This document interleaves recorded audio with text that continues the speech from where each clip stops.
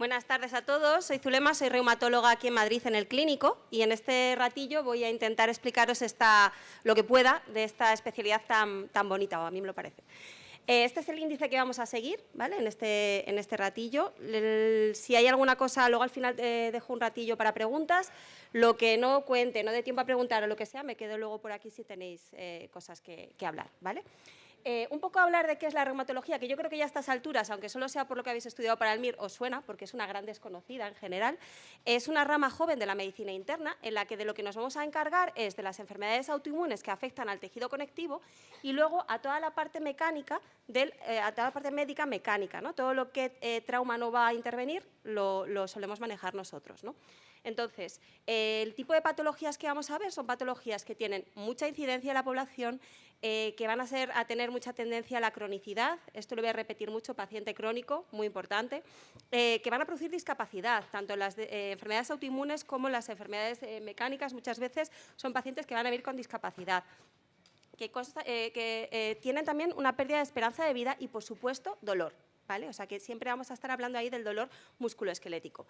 Tenemos pacientes de todas las edades, sabéis que hay patología reumática incluso en niños y desde niños hasta ancianos, ¿no? O sea que el rango de pacientes que vemos en la consulta a lo largo del día es muy amplio.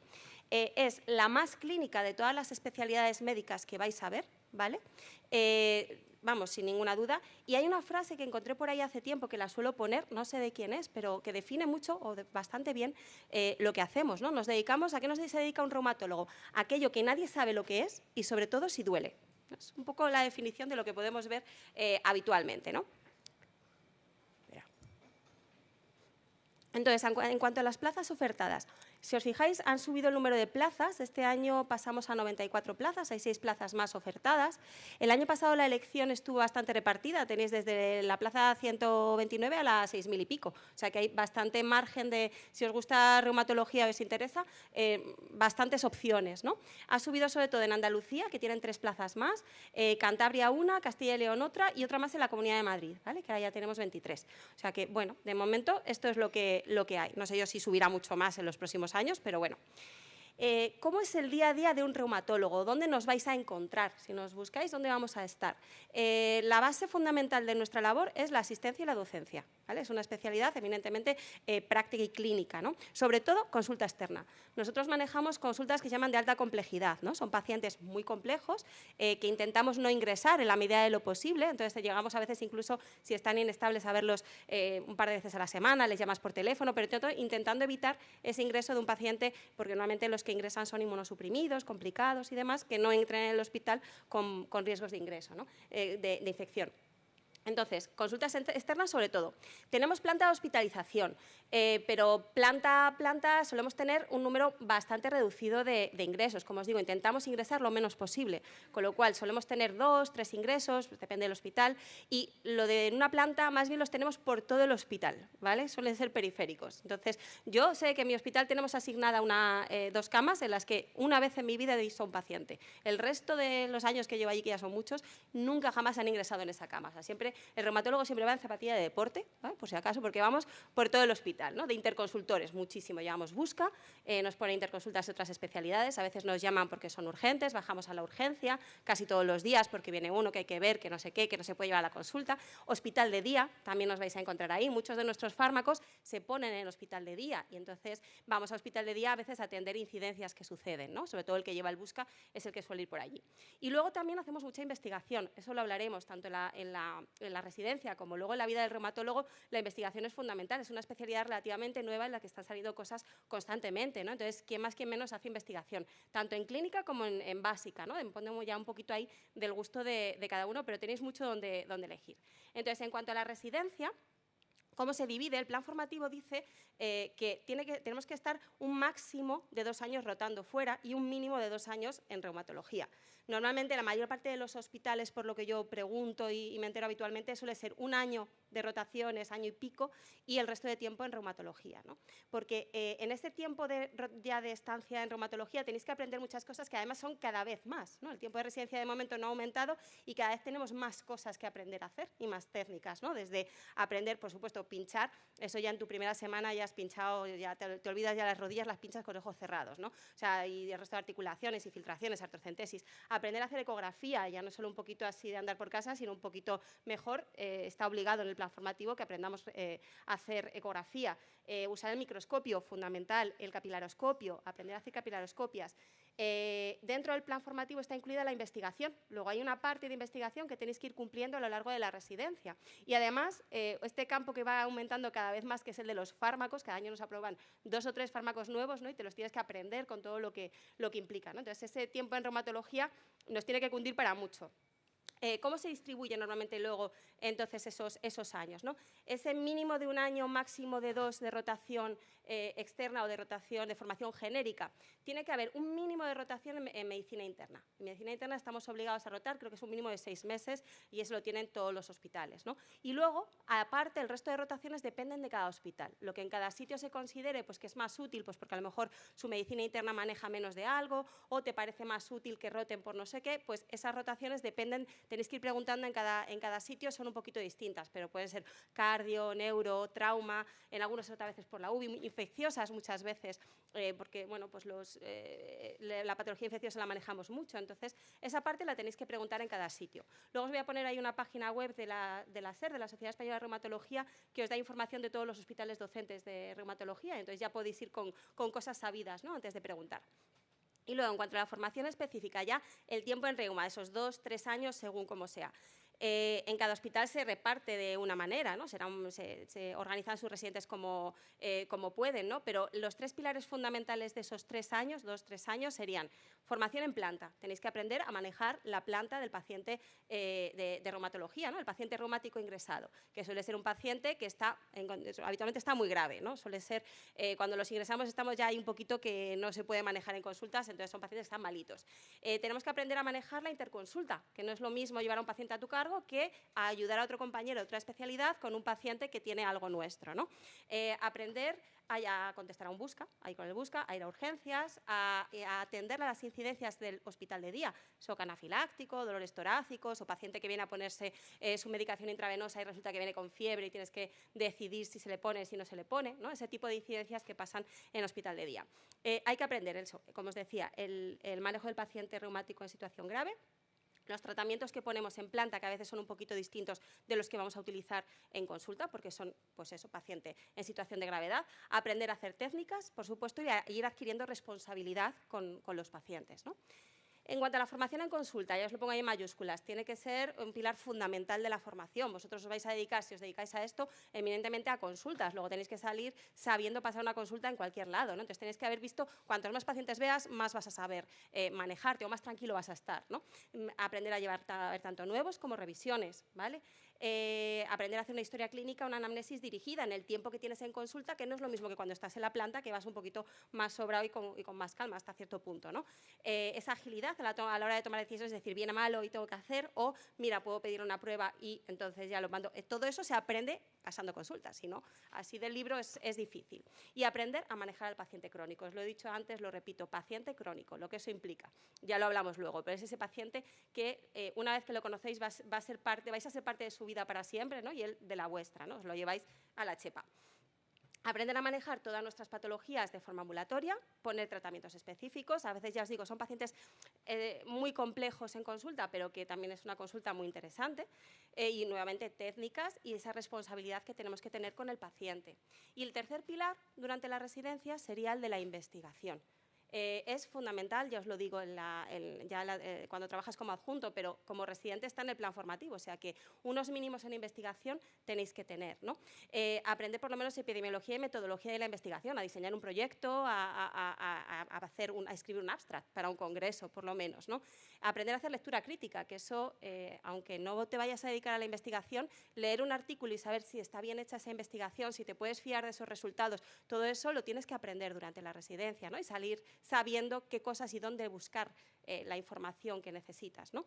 Búsquedas bibliográficas, manejar una base de datos, súper importante presentar, no ya solo en un congreso, aprender a hablar en público, por supuesto, llevar un abstract, sino presentar un caso clínico en una sesión con tus compañeros de servicio es más fácil, pero a veces tienes que llevar un caso a la sesión de cirugía porque quieres que biopsien a un paciente o que lo operen, entonces necesitas aprender a presentar, ¿no? Delante de otros y exponer.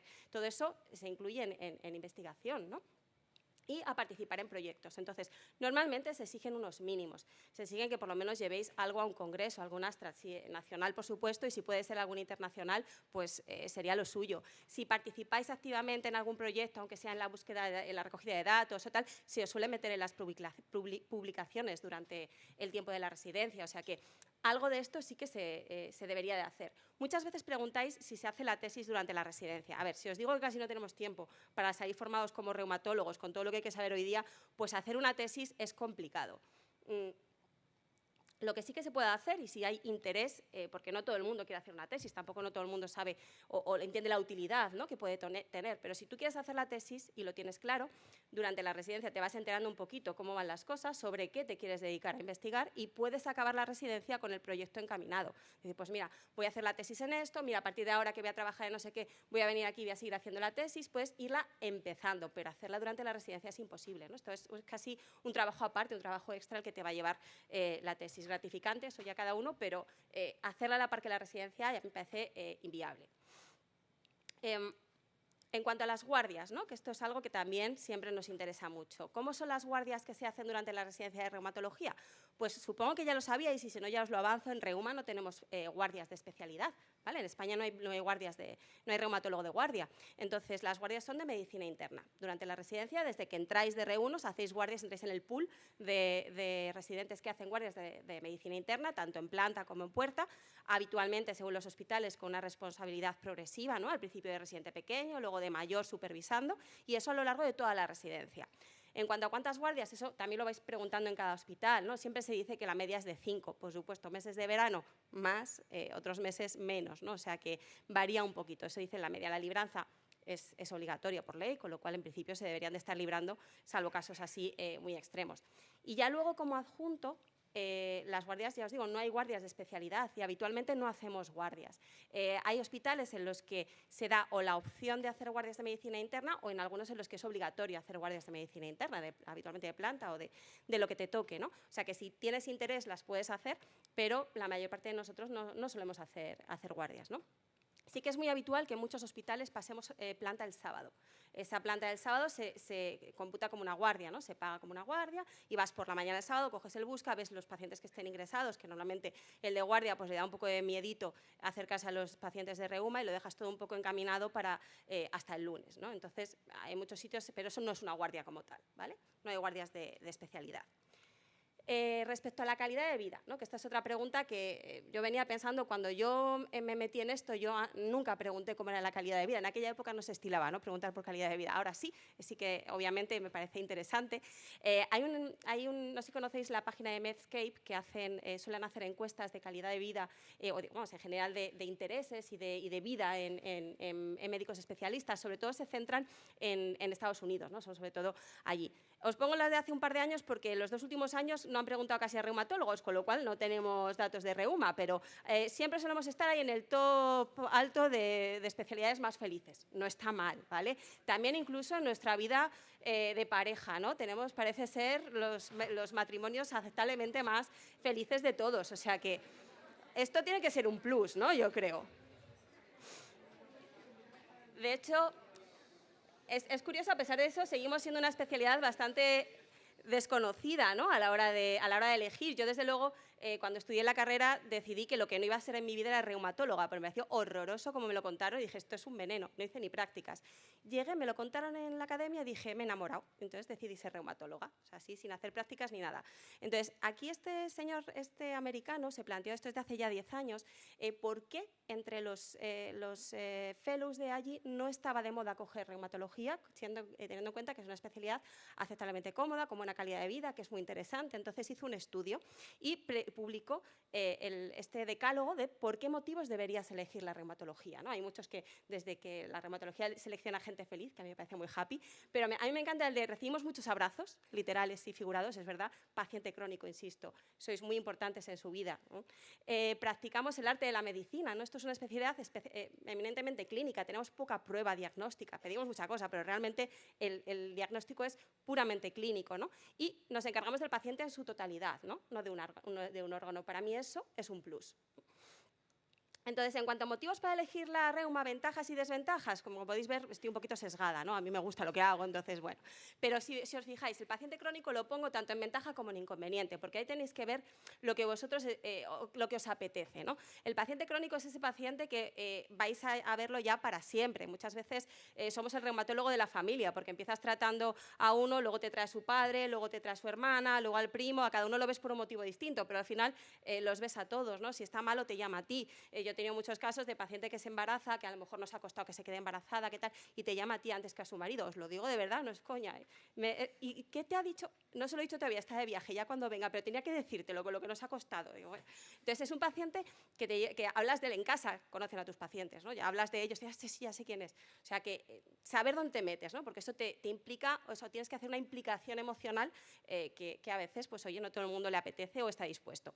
No hacemos guardias, para mí es un plus, pero hay gente que preferirá hacer guardias a lo mejor por la remuneración o porque le apetece seguir en haciendo ese ritmo, ¿no? de guardia. Es una especialidad, en cuanto a ventajas, muy clínica, a mí eso me gusta mucho, hacemos muchísimo diagnóstico diferencial. Siempre decimos que el diagnóstico se elabora a lo largo de los años. Muchas veces el diagnóstico no lo das en primera visita ni en segunda y a los 15 años dices, pues lo tuyo era un lupus. Pero en estos 15 años hemos ido tratándote y viendo todo lo que pasaba, porque no tenías todos los datos y no tenemos pruebas desde el principio para decir lo que tienes, ¿no? El diagnóstico se elabora, se trabaja, se va haciendo un diagnóstico diferencial y a mí eso intelectualmente me parece una cosa muy bonita, ¿no? Hacemos mucha técnica, eso también te da mucho dinamismo en el día a día. El paciente es muy complejo, pluripatológico, tienes que saber un poco de todo, manejamos el dolor, hacemos mucha investigación y luego el trabajo en EPICI, pues lo pongo ahí como una ventaja, hacemos cada vez más mucha consulta multidisciplinar, con oftalmólogos llevamos muchos años trabajando, con neumólogos más recientemente. Entonces hay cosas ahí muy interesantes y aprendes mucho de otras especialidades cuando trabajas en conjunto, ¿no? En cuanto al resto de inconvenientes, yo os pongo ahí la incertidumbre, que para mí no es un problema.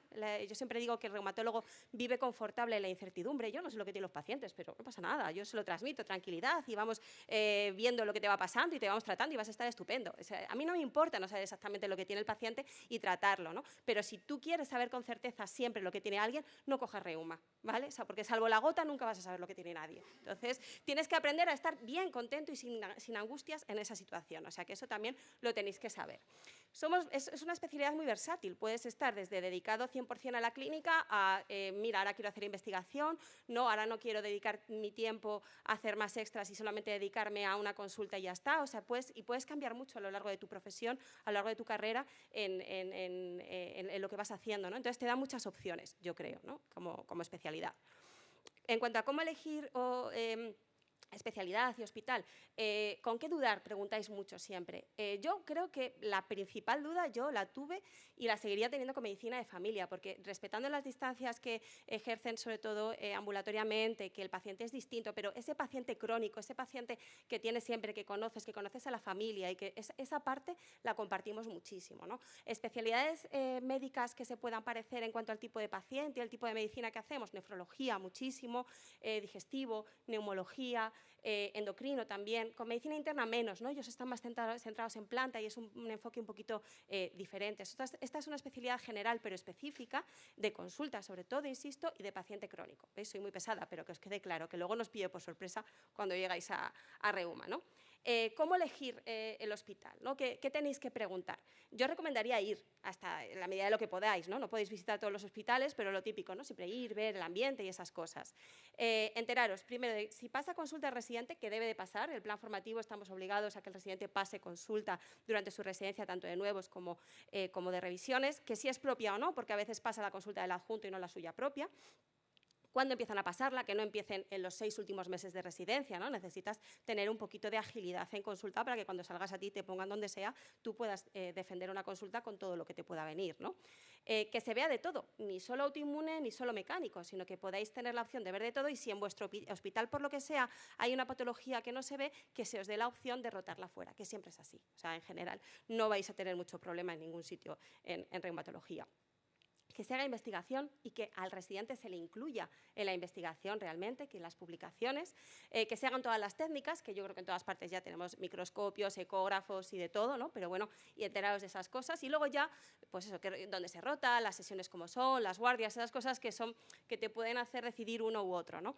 Siempre preguntáis qué tipo de hospital, grande, pequeño, pues no dices, no, o sea, a lo mejor uno grande tienes más población y más posibilidad de ver más cosas raras, pero también suelen ser más residentes y todo se diluye. En uno más pequeño sois menos, o sea que yo creo que os va a dar un poquito igual, en general en todos los hospitales, tampoco es por hacer aquí la pelota, pero de verdad no creo que en ninguno se salga mal formado en reumatología, lo que no tengan se puede rotar fuera y luego es verdad que tenemos una sociedad, la Sociedad Española de Reumatología, muy potente que da muchísima formación, es una pasada la cantidad de cursos que hacen, de rotaciones que ofertan y demás, o sea que aunque si queríais uno grande y por lo que sea os queda uno pequeño, no pasa nada, mi recomendación es si os gusta, cogedlo, que vais a salir bien formados, porque tenéis muchas opciones para aprender lo que no se pueda ofertar en vuestro hospital. Y ya, como ahora contesto a vuestras preguntas, ¿no? Información adicional que me parece útil. Yo iría a las jornadas, si hay jornadas de puertas abiertas, que muchos hospitales las tienen, yo todavía no os traigo la fecha del mío porque no la tengo, entonces no nos la han pasado. Suele ser en marzo, pero este año parece que se está retrasando, no suelen hacerlas, sino de todas formas, en cualquier momento podéis ir y preguntar, ¿vale? Ir, preguntar y hablar, que todos estamos siempre encantados de hablar con vosotros. Podéis llamar por teléfono, esto antes casi nunca se hacía y desde el COVID cada vez más llaman, oye, que está llamando un futuro residente, que si la tienes, venga, va, yo le hablo. Y a partir de ahora, casi todos los días tenemos este tipo de llamadas, ¿no? Como os decía, la Sociedad Española de Reumatología, os pongo aquí las 3 páginas principales en reuma de las 3 sociedades fundamentales, ¿no? La nuestra, la española, la ACR, la americana, y el EULAR, la europea, ¿no? Ahí tenéis mucha información de la especialidad, veréis todas las cosas que se ofertan si os decidís por esto en cuanto a cursos y demás, que es muy interesante. Y dentro de la Sociedad Española de Reumatología, ahí debajo os pongo la de hospitalesdocentes.ser, es una iniciativa que tienen ya desde hace años, en la que cada año y pico, 2 años, se nos pide a los tutores que actualicemos la información que hay en la página y ahí tenéis desde espacios de cuántas consultas hay, qué personal hay, cuántos tutores, cuántos residentes, cuántos adjuntos, qué publicaciones en los últimos años, se hacen ensayos, no se hacen ensayos, hay profesores de la universidad, o sea, de todo tipo, que me parece excesivo lo que se pone, pero ahí podéis ver de todo, ¿no? Entonces, si hay algún sitio al que no podéis ir porque no os da tiempo, o solo vais a llamar, o si queréis mirarlo antes de ir y ya os lo lleváis mirado, pues aquí estará el sitio que tenía no sé qué. A mí me parece muy útil y nos han pedido la actualización este año, o sea que estará actualizado yo he cumplido con mi parte, no sé si el resto, pero nos lo han pedido hace un mes, o sea que eso está relativamente actualizado. Y ya os pongo mi correo también, porque también es habitual que a partir de ahora reciba correos de vez en cuando. Yo los contesto, de verdad, cualquier duda que os surja o lo que sea, me lo decís y estaré encantada de contestar. O sea que si tenéis dudas, adelante. Sí. Gracias.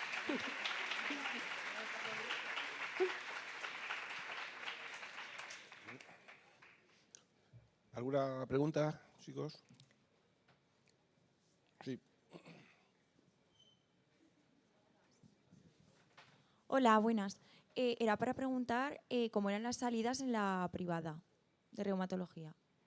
En Madrid, muchas. Fuera de Madrid no te sé decir cómo de potente es la privada, pero en privada, pasar consulta en privada, la que quieras.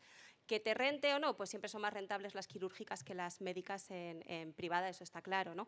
Pero depende un poco del número de pacientes que veas. Si ves más pacientes, pues te sale más a cuenta. Pero aquí hay mogollón de compañeros tienen privada. Mogollón. Vale, gracias. Y luego gente que se dedica solo a privada, que acaba y hay muchos hospitales privados que tienen buen grupo de reuma y están muy confortables allí. O sea que en Madrid, desde luego, bien. Fuera ya te digo que ahí no me lo sé. ¿Qué tal? Buenas tardes. Estoy por aquí. Allí. Sí, sí. Yo mi pregunta iba más encaminada al intrusismo dentro de la especialidad, sobre todo de parte de medicina interna, aunque imagino que esto quizás sea más característico de hospitales pequeños, ¿no? si medicina interna asume patología más propiamente reumática. A veces hay hospitales en los que un poquito más, ¿no? Pero bueno, mi antiguo jefe siempre decía, si reuma hay para todos, ¿eh? O sea, hay muchos. Que es una forma, pero es verdad que hay mucho paciente.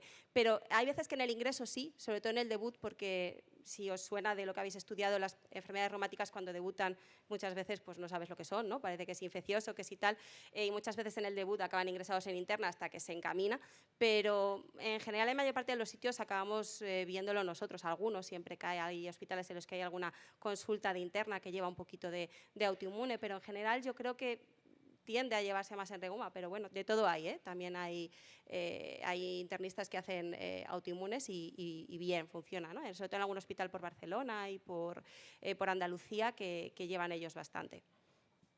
Gracias. ¿Alguna pregunta más?